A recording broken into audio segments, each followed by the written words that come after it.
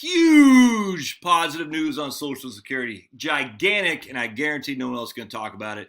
But that's why you come to Heritage Wealth Planning as the first stop on your YouTube day to see what's going on in the world out there that you aren't going to hear from other sources for sure. Now, you might not always like the way I tell you it, but I'm going to tell you the way I see it, and that may or may not be something you want to hear, but in this case, it's for everybody. Left, right, in between, white, black, green, pink, everybody, this is good news, and we're going to share it with you here real quick. So let's dive into this. This is a Trump on Social Security. It really has nothing to do with Trump. Everything you need to know. But I'm going to share with you this is just freaking awesome. Now, notice real quick, this is an archived. I archived this, archive.today, and I'm going to do another video here in just a second on why you need to start using archiving to send me articles. And I'm not going to get to it right now, but I'm telling you, this is an archive. I'll share the link in the show notes, but it'll be shared through the archive URL as opposed to, where is this from? MSN. All right. So this is from Sean Williams, Trump on Social Security. We're going to read this, and I'm going to share with you. I'm telling you, hang in there because there's critical info. All right. In case you haven't heard, Social Security is in a bit of trouble. A number of ongoing demographic changes have Social Security on track to completely exhaust its $2.9 trillion in assets by 2035. Interesting. It used to be 2033, then 2034. I think it's even 2032, and now 2035. Should this happen, Social Security won't be bankrupt, but it would mean a sweeping benefit cuts. All right. Social Security needs a fix, and its lawmakers on Capitol Hill will have to deliver that resolution. Today, we'll take a look closer at incumbent Trump's views on Social Security. All right, I don't really care about all that real quick. I'm going to show you, though. He did say this in 2013 talking to CPAC, which I completely agree with. As Republicans, if you think you are going to change very substantially for the worse, Medicare, Medicaid, and Social Security is just not going to happen. What we have to do and the way we solve our problems is to build a great economy. I could not agree with that more without question. In other words, Trump understands that if direct resolutions are made to Social Security and other entitlement programs, some groups of people are going to be worse off than they were before. That makes direct fixes to the program a dangerous game to play, and they're not going to do that. But let's read this, all right? I want right here. So basically, how's this? The program Social Security has three sources of funding: a 12.4% payroll tax on earned income, the interest earned on his asset revenues, and the taxation of benefits. So there's three ways Social Security get funded: payroll tax, interest income, and taxation of benefits. The former, the payroll tax on earned income up to $137,000, is the program's workhorse. In 2018, it was responsible for 88.5% of revenue collected. Do you hear that? So of the $1 trillion in revenue collected, $885 billion came from the payroll tax. Interesting.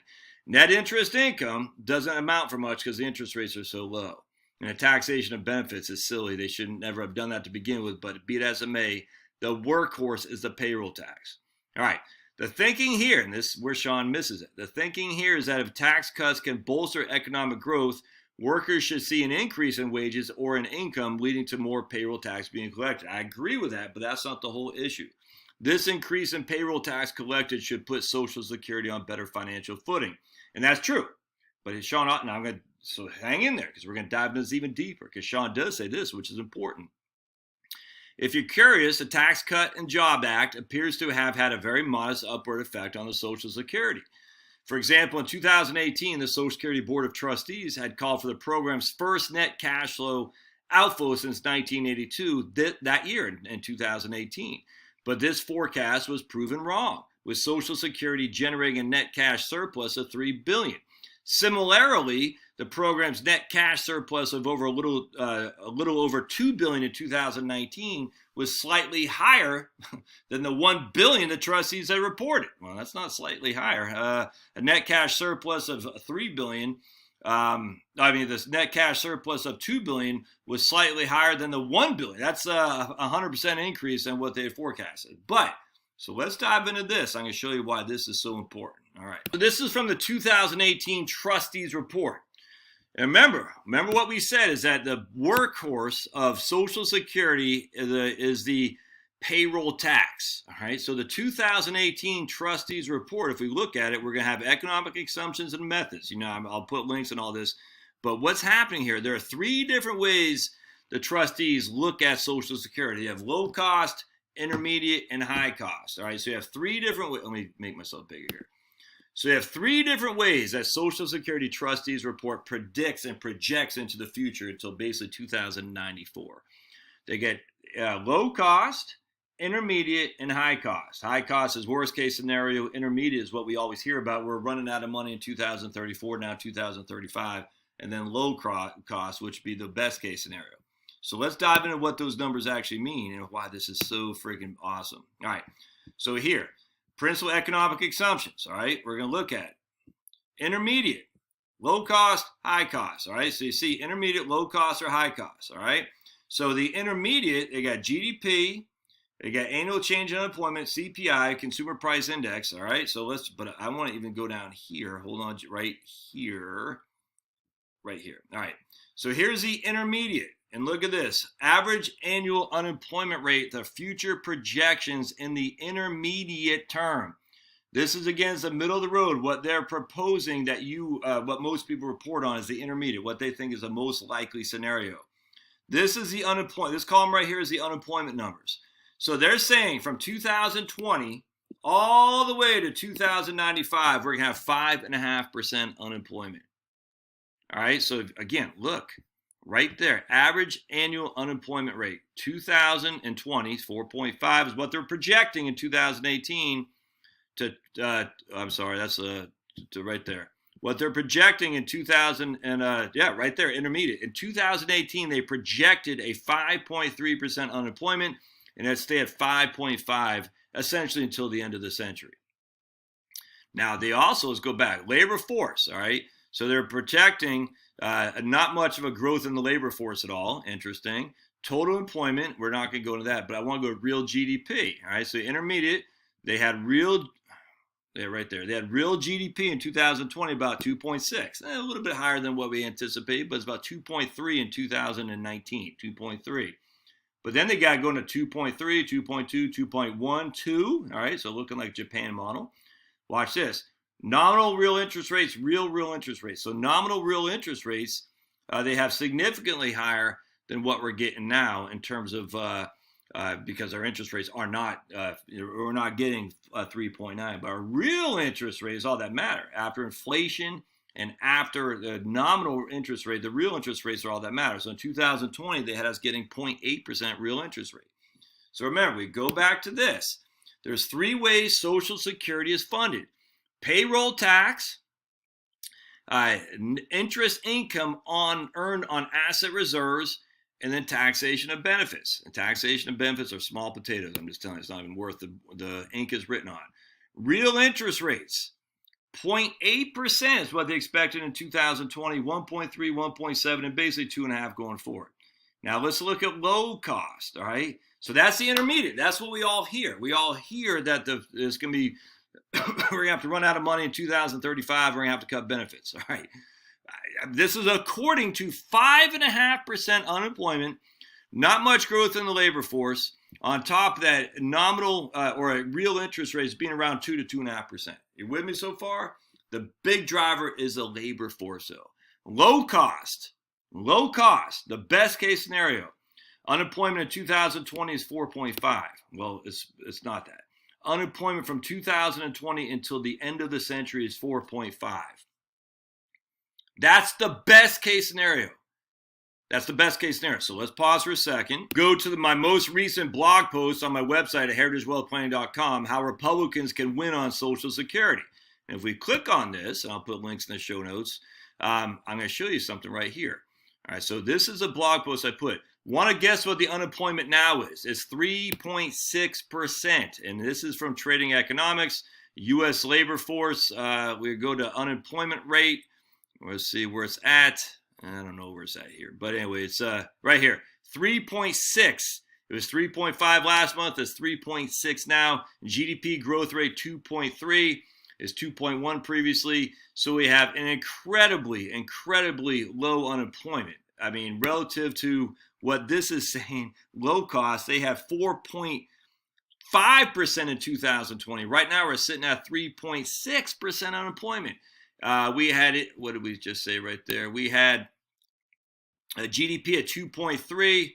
The low cost had GDP at 3.8 in 2020. So we're well below that. But the GDP isn't the driver of the numbers. In fact, they go down to GDP, even the low cost, about two, the higher ends of the two. So once you get into 2022, it'd be lower than 3 in the higher end. It's the unemployment that drives everything.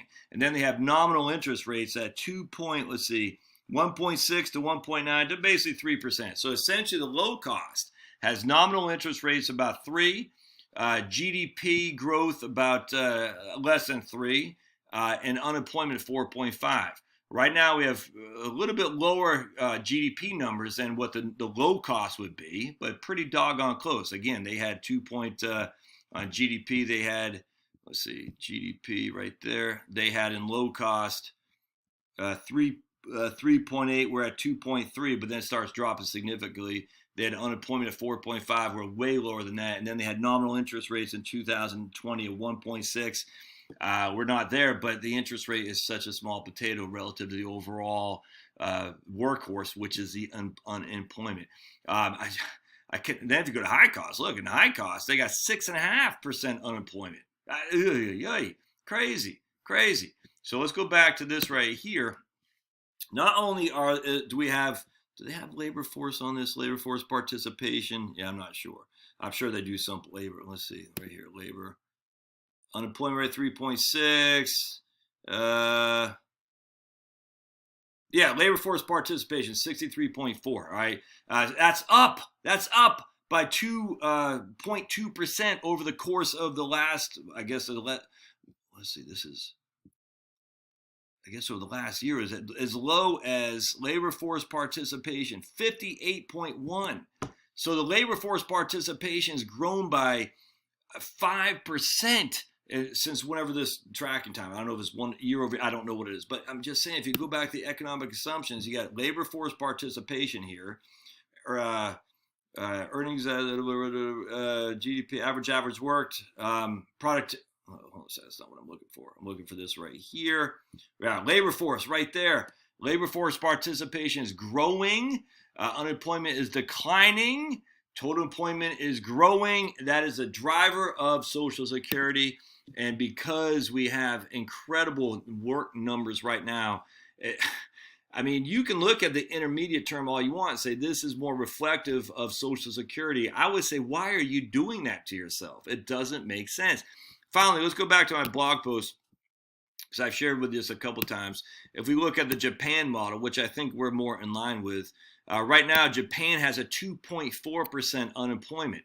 Yeah, look at that. I was actually the average annual jobless rate is 2.4% for 2019, whereas in January is 2.2. So 2019, Japan was 2.4. 2.4, nuts. And so I think we're going more along the Japan model than we are hyperinflation for sure. And that just simply means with Japan, it means lower. Let's see if we can do inflation rate here. Yeah, I'm not sure here. But anyway, Japan, it doesn't matter. Japan has low inflation, low interest rates, low unemployment. So low interest rates is bad for relatively, because they're not getting much interest on their net interest income for Social Security. Taxation on benefits is only going to get increased until we pass some law to fix that. But that's such a small drop in the bucket; it's almost meaningless. It sucks for you, but from the overall Social Security Administration, it's not that big of a deal. It's workforce. Workforce is the driver, man. And if you look at Japan with workforce through the roof, i.e., low unemployment. The same thing's here, dudes. The same thing is here. We got 3.6 unemployment. Their best case scenario had 4.5. I don't know how you can't be optimistic by Social Security. So hope this helps. We'll see you next time. I'd love to hear your comments. Put them down in the notes. Thanks now.